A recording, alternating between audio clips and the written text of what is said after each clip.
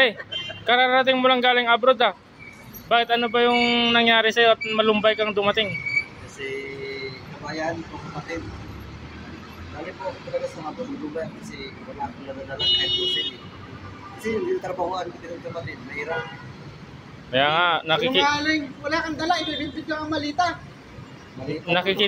nakikita ko nga. Uy, siyang tao. Nakikita ko nga na malumbay ka kasi yung laman ng lagis mo ay wala.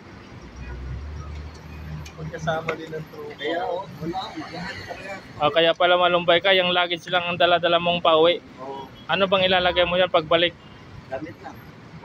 Tsaka, Saka sarili ko. Pasok mo sarili mo dyan? ipapasok mo dyan? Napapasok yan sa isip ko. Sa isip, Kasi salita, pag uwi ka na walang pira sa atin, talagang ang isip mo wala. Bakit? Pasok mo na lang dito sa loob. Bakit mo nasabi yan? Kasi wala kang pira eh. Kasi mahirap talaga kabayan. Kapatid. Bakit mo nasabi na walang pera tapos may ilalagay ka dyan?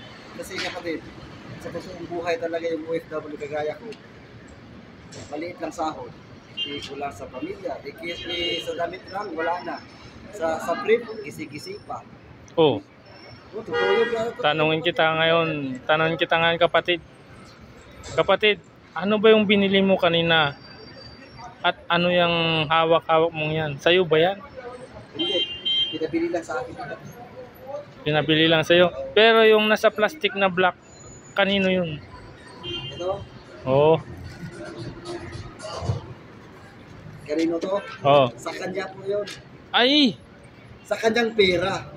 Sa kanyang pera. Pero sa akin daw to, pero sa kanyang pera. Kaya Oo, kaya pala. Yan yung pala yung regalo niya sa'yo. Oo. Yan pala yung regalo niya sa'yo. Sino ba nagregalo sa'yo? Si LG po Pasalamatan natin yan. Dahil sa wala akong pera, siya nagbabayad. Oh. Binigay na sa akin yung nakaitim na yan. Oh. Kaya nagpapasalamat kay Lakwatsero. Oh. Talagang, Ayun oh. talagang mataba yung puso niya. Sigurado ka? Oo, kasi taba ng tiyan niya. Oh. Utang yun, oy. Utang daw yun. Utang daw yun. Naku. Kaya wala akong pera, inuwi. Utang pala yun. Lista yun. Kaya sa susunod ulit mga kaibigan, ito yung drama ng mga kalukuhan. Bye-bye!